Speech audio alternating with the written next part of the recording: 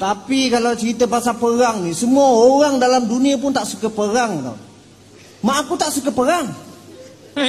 Hari tu aku perangkan rambut aku, dia marah. Perang. Ha? Perang. Yang itu perang, bukan perang. Perang rambut, color rambut. Perang. Okey, aku tanya kau, macam mana idea perang? P-E-R-A-N-G. Perang? P-E-R-A-N-G. Kan sama tu. Memang sama, tapi sebutan kau tu salah. Salah. Salah, sebut aku salah. Salah. Betulnya apa? Betulnya perang. Engkau punya perang kau lah. Aku nak perang, aku perang lah. Apa kau ni? Itu logat. Cara aku cakap. Itu bukan logat. Logat macam gomano, poi mano, itu logat. Kalau perang bukan logat. Engkau yang logat ni.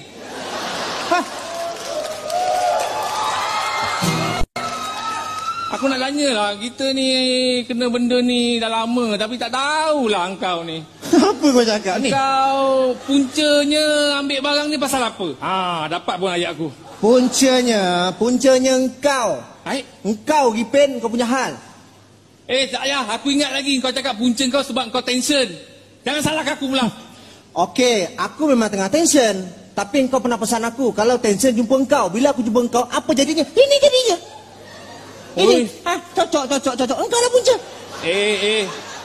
Kau ni. Sebab tu orang cakap, hati-hati pilih kawan, kau degil. Habisnya aku cerita tadi kawan aku siapa? Engkau lah kawan aku. Aku tak ada kawan lah yang salahkan kawan. Mana ada? Tak ada aku kawan macam itu.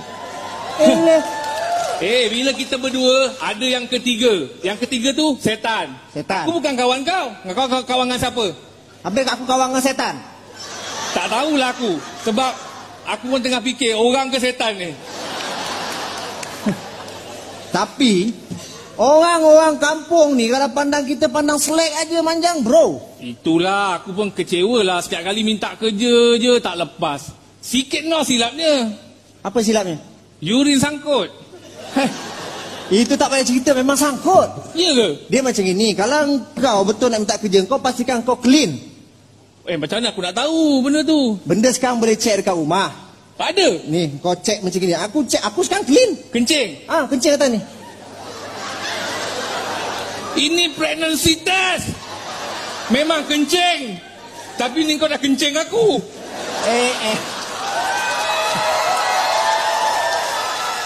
Kau cakap tadi apa? Nak cek urin kan? Kencing. Inilah bendanya, aku kan suruh biar kat atas tu. Beratlah kau ni. Kau dah kena pil yang paling heavy ni aku rasa ni. Apa? Pil apa? Dia Optimus Prime di sepikor. Kau buat lawak kat rumah Okey, sekarang ni macam kat mana cerita kita? Bila kau dah bawa lawak kat rumah ni, hilang dah lawak aku. Apa? Tapi aku kecewa yang pasal dia orang tuduh-tuduh kita tu lah. Betul lah. Kau ingat kat aku.